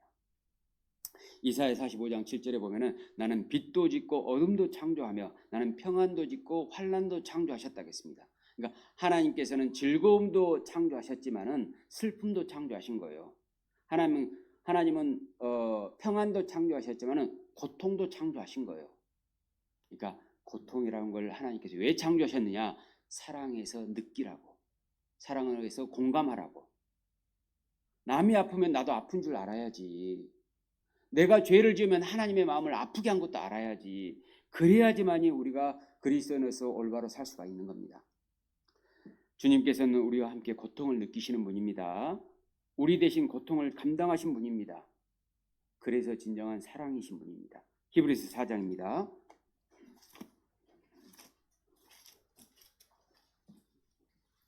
4장 15절 6절입니다. 15절 6절 히브리서 4장 15절 16절 같이 읽겠습니다. 우리에게 있는 대제사장은 우리 연약함을 체휼하지 아니하는 자가 아니요 모든 일에 우리와 한결같이 시험을 받은 자로되 죄는 없으시니라. 그러므로 우리가 긍휼하심을 받고 때를 따라 돋는 은혜를 얻기 위하여 은혜의 보좌 앞에 담대히 나아갈 것이니라. 자, 예수님께서는 우리 연약함을 체휼하지 아니하는 자가 아니요, 체휼이란 말이 영어로 sympathy, 동정하다, 함께 느껴주다 이런 뜻입니다. 그러니까 우리의 연약함을 내버려 두시지 않고 하나님께서도 예수님께서도 같이 연약함을 느끼고 계십니다. 여러분 슬퍼할 때 하나님은 슬퍼하실까요? 안 슬퍼하실까요? 슬퍼하셔요. 여러분이 아파할 때 하나님 아파하실까요? 안 아파하실까요? 아파하셔요. 체휼하지 아니하는 자가 아니라고 했습니까? 그리고 우리와 한결같이 시험을 받은 자라고 했습니다. 그래서 내가 아플 때 하나님 아프시겠구나 생각을 하잖아요. 그러면 은혜의 보좌 앞에 더욱 나아갈 수가 있는 겁니다. 내가 슬플 때 하나님도 슬퍼하시겠구나 했을 때 그것이 경험이 되고 느껴져야 하나님 앞에 나갈 수 있습니다. 내가 죄를 짓고 괴로워할 때 하나님도 괴로우시겠구나 느껴져야 됩니다. 자기 혼자만 있으면 하나님과 사랑을 나눌 수가 없는 겁니다. 그래서 우리의 아픔이나 슬픔이나 외로움이나 고통은 사실 하나님이 느끼고 계신다는 걸 가르치기 위한 하나님의 사랑의 배려입니다. 그 배려심을 느꼈을 때 그 공감 능력이 있어야만이 하나님은 진실로 사랑하고 올바로 신앙생활을 할 수가 있다는 겁니다. 레위기 5장을 또 보겠습니다. 레위기 5장 5절 말씀입니다. 레위기 5장 5절 말씀. 이 중에 하나의 허물이 있을 때에는 아무 일에 범과하였나라. 자복하고 그랬죠? 자복하고, 그러니까 앞에 지금까지 말씀드렸던 죄에 대해서 자복을 하라는 겁니다. 죄를 인정하고 하나님의 처분에 맡기는 걸 자복이라고 합니다. 이게 진정한 회개입니다. 로마서 4장 8절에 보면은 죄를 인정치 아니할 사람은 복이 있다고 했습니다. 하나님께서 죄를 인정하지 않을 때는 언제냐? 사람이 죄를 인정할 때입니다. 사람이 회개할 때. 그때 하나님께서 죄를 인정해 주지 않습니다. 그런데 우리가 인정하지 않잖아요. 그러면 하나님께서 죄를 인정해 버리십니다. 그러면 우리가 하나님께 죄를 인정하지 않기 위해서는 죄를 안 지으려는 노력보다 중요한 게 뭡니까? 죄를 우리가 인정하는 게 중요한 것이죠. 사람이 죄를 인정하면 하나님께서는 우리 죄를 인정치 않으십니다. 사람이 죄를 인정하지 않고 변명으로 일관하거나 부인하면은 하나님께서도 사람을 천국에서 부인하십니다. 그러니까 죄를 깨닫는 것도 하나님의 은혜이고 죄를 인정하고 하나님의 처분에 맡기는 것도 하나님의 은혜인 거죠. 범과하였노라 하고 자복해야 됩니다. 자복이라는 말은 죄를 지었습니다 정도가 아니고 하나님의 처분에 맡기는 겁니다. 자, 우리가 단순히 지옥에 가지 않기 위해서 형벌을 모면하기 위해서 죄의 용서를 구하기보다는 마땅히 지옥 갈 자라는 걸 인정하는 게 중요합니다. 그러는 가운데에서 하나님께 용서를 구해야 됩니다. 히브리서 10장 29절에 보면은 은혜의 성령을 욕되게 하는 자의 당연히 받을 형벌이 얼마나 중요하겠느냐 그랬는데 우리는 당연히 지옥 갈 자입니다. 사실은 거기서부터 시작해야 됩니다. 예, 하나님, 저는 지옥 갈 수밖에 없습니다. 그래도 불쌍히 여겨주세요. 그게 맞습니다. 아, 나는 이 죄가 있는데 지옥에 안 가기 위해서, 천국 가기 위해서 하나님께 잘못했다고 빌어야지, 이런 게 아닙니다. 나는 당연히 지옥 갈 자입니다. 이렇게 하나님께 용서를 구하는 게 진정한 자복이고 회개입니다. 그러면 하나님의 은혜가 크게 여겨집니다. 내 죄의 크기를 느끼는 만큼, 내 죄에 대해서 아파하는 만큼 하나님의 은혜의 크기가 드러나고 하나님의 은혜의 평안이 내게 주어지는 겁니다. 그래서 사실 그리스도인이 죄를 많이 깨닫는 것도 좋은 겁니다. 사실은 내가 이런 죄도 있구나, 저런 죄도 있구나, 슬플 일이 아닌 겁니다. 하나님의 은혜가 더 큰 거니까. 하나님의 무한한 사랑이 당연히 믿겨지도록 하기 위해서는 하나님께 처분에 맡겨야 됩니다. 지옥 갈 죄인이라는 것을 당연하게 여기는 사람에게만 천국 갈 것을 당연하게 만들어주시는 하나님이 되시는 겁니다. 그 다음에 6번째 5장 15절입니다. 성물에 대한 죄인데요. 15절 16절입니다. 같이 읽어보겠습니다. 누구든지 여호와의 성물에 대하여 그릇 범과하였거든 여호와께 속건제를 드리되 너의 지정한 가치를 따라 성소의 세겔대로 몇 세겔 은혜에 상당한 흠없는 수양을 떼중에서 끌어다가 속건제로 드려서 성물에 대한 범과를 갚되 그것의 5분의 1을 더하여 제사장에게 줄 것이요 제사장은 그 속건제의 수양으로 그를 위하여 속한즉 그가 사함을 얻으리라. 여호와의 성물에 대한 죄입니다. 성물이란 말이 히브리어로 코데시라고 하는데요, 구별하다, 바쳐지다 그런 뜻의 의미입니다. 하나님께 구별하여 바친 예물을 얘기하는 건데요. 특히 이제 성경에 보면 11조를 하나님께서 성물이라고 말씀하십니다. 그리고 처음 익은 열매를 하나님께 성물이라고 말씀하시거든요. 무엇이든지 처음 익은 열매는 하나님께 먼저 드려야 되거든요. 11조도 마찬가지입니다. 먼저 드리는 겁니다. 예를 들어 자기가 한 달에 1,000만 원을 벌었어요. 많이 벌었는가요? 그래 1,000만 원 벌었다 합시다. 말이라도 우리가 1,000만 원을 벌었어. 그러면은 100만 원은 얘기 학원비, 또 공과금 낼 거, 차 기름값, 뭐 내 한 달 어떻게 뭐 사용할 거 이렇게 떼어놓는 게 아닙니다. 그리고 나머지 가지고 11조를 드리는 게 아니고 11조를 먼저 떼어놓고 나머지 가지고 이렇게 분할해서 사용하는 게 맞는 겁니다. 그것이 성물이에요. 성물. 처음 드리는 것. 그 다음에 서원한 예물은 반드시 드려야 되는 것이 바로 성물이었습니다. 이건 뭘 얘기하는 것이냐? 모든 것이 하나님으로부터 받고 하나님께 드려져야 됨을 얘기하는 겁니다. 속건제는 앞에 있는 4가지 제사 다음에 온 거잖아요. 모든 네 가지 제사도 하나님께 드려진다는 의미예요. 그리고 로마서 12장에 보면은 너희 몸을 하나님이 기뻐하시는 거룩한 산 제사로 드리라. 이는 너희들 영적 예배니라 그랬지 않습니까? 우리의 모든 것을 하나님께 드리는 삶을 얘기해 주는 겁니다. 여호와께 성물, 여호와의 성물, 여호와의 모든 하나님께 바치는 것은 거룩해지는 겁니다. 그러니까 우리가 가진 것을 하나님께 온전히 드릴 때 하나님이 성물이 되는 겁니다. 그래서 하나님으로부터 왔고 하나님께 드려야 된다는 그런 마음을 가지고 살아가는 것까지를 포함해서 얘기하는 겁니다. 자, 그리고 이러한 속건제를 드릴 때 제물이 있는데요. 5장 6절입니다. 6절.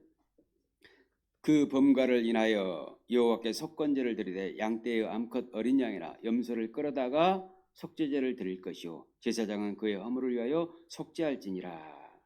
암컷 어린 양이 나오잖아요. 보통 순양을 드리거든, 수컷을 드리거든. 근데 여기서는 특별히 암컷입니다. 이건 뭘 얘기하는 거냐면 암컷은 새로운 새끼를 낳을 수 있잖아요. 생명의 탄생을 얘기하는 겁니다. 예수님의 죽으심으로 우리가 거듭난 것을 얘기하는 겁니다. 그 다음에 레위기 6장 6절 7절입니다. 6절 7절.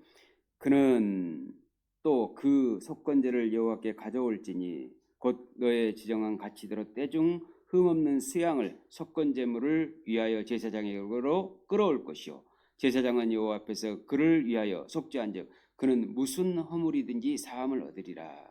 그러니까 앞에서 말씀드렸던 뭐 맹세에 관한 죄랄지 남의 물건에 관한 죄랄지 뭐 성물에 관한 죄랄지 이런 것들이 어떠한 죄가 있든지 간에 속건제물을 드리면 사해질 수 있다는 겁니다. 이 수양은 뭘 의미하는 거냐? 하나님의 어린 양으로 오신 예수 그리스도를 상징하는 겁니다. 예수님의 십자가의 죽으심으로 어떤 죄든지 용서받을 수 있다는 얘기입니다. 또 5장 7절부터 11절입니다. 7절부터 10절까지 읽겠습니다. 만일 힘이 어린 양에 미치지 못하거든 그 범과를 속하기 위하여 산비둘기 둘이나 집비둘기 새끼 둘을 여호와께로 가져오되 하나는 속죄제물을 삼고 하나는 번제물을 삼아. 이게 번제에서는 앞에 우리가 제일 먼저 배웠던 게 번제지 않습니까? 그 번제에서는 산비둘기나 집비둘기를 각 한 마리씩이었거든요. 근데 여기는 둘입니다. 둘이어야 됐습니다. 그 이유는 말씀드릴게요. 8절. 제사장에로 가져갈 것이요 제사장은 그 속죄제물을 먼저 드리되 그 머리를 목에서 비틀어 끊고 몸은 아주 쪼개지 말며 그 속죄제물의 피를 단 곁에 뿌리고 그 남은 피는 담 밑에 흘릴지니 이는 속죄제요. 성경에서 피와 기름은 먹거나 태우지 못하잖아요. 이건 영원한 속죄와 예수님의 피가 영원하다는 걸 의미하는 겁니다. 10절. 그 다음은 규례대로 번제를 드릴지니 제사장이 그의 범과를 위하여 속한즉 그가 사함을 얻으리라. 그러니까 앞에 것은 속죄제물로 드리고 또 하나는 좀 달리하는 겁니다. 이제 그것은 지금 것은 속죄에 관련된 얘기고. 자, 11절 보겠습니다. 11절로 13절입니다.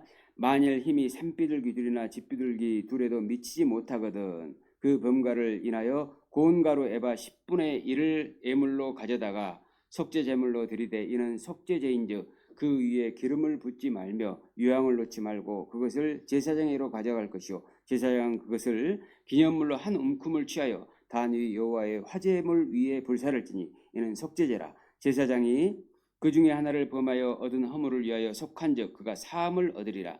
나머지는 소제물같이 제사장에게 돌릴지니라. 소제에서는 고운 가루를 드릴 때 어떻게 드렸는지 기억나시죠? 소고기유 눅꿀이잖아요. 소금과 고운 가루와 그 다음에 기름과 유향을 드렸지 않습니까? 그런데 여기에서는 유향과 기름이 없습니다. 왜냐하면은 기름을 붓지 말고 유향을 놓지 말라고 했잖아요. 왜 그러냐면은 죄가 들어가면은 그렇다는 겁니다.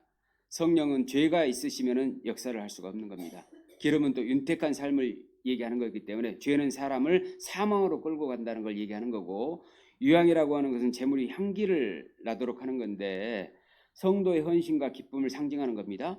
하나님께는 죄로서는 기쁨을 드릴 수 없다는 것까지 얘기하는 겁니다. 그리고 아까 산비둘기 둘 중에서 집비둘기 둘 중에서 하나는 먼저 번제물을 삼고 그 다음에 두 번째 이제 또 피를 단에 뿌리고 이렇게 이제 나눠서 드렸지 않습니까? 그러니까 그 속죄 제물이 먼저고 그 다음에 번제물입니다. 속죄 제물은 죄가 없어야 되는 거고 번제물이라는 것은 희생하는 걸 얘기하는 거거든요. 그러니까 먼저는 구원을 받아야 희생할 자격이 있다는 걸 두 가지를 지금 얘기를 하고 있는 겁니다. 예, 어쨌든 간에 속건제에 대해서 좀 속사포로 말씀을 드린 것 같은데 아무튼 또 그 좀 의문이 되시면은 말씀을 또 이렇게 돌려서 들으시면은 조금 더 낫지 않을까 싶습니다. 기도하겠습니다. 주님 감사합니다. 저희를 구원해 주시고 몸된 교회 가운데에서 거하면서 속건제를 들을 수 있도록 역사해 주심을 감사드립니다. 저희가 온전히 주님께 속건제를 드린 자가 될 수 있도록 역사해 주시옵소서. 하나님 앞에 부끄러움 없이 살아갈 수 있도록 도와주셔서 이 복음을 전하는 자의 그 직분을 잘 감당할 수 있도록 역사해 주시옵소서. 우리 평택 서북교회를 늘 지켜주시고 복음의 역사가 날로 일어날 수 있도록 도와주시고 모든 분 한 분 한 분을 하나님께서 거룩하게 지켜주시기를 바랍니다. 이 모든 기도 저희를 사랑하셔서 죄에서 구원하신 예수님 이름으로 기도드립니다. 아멘.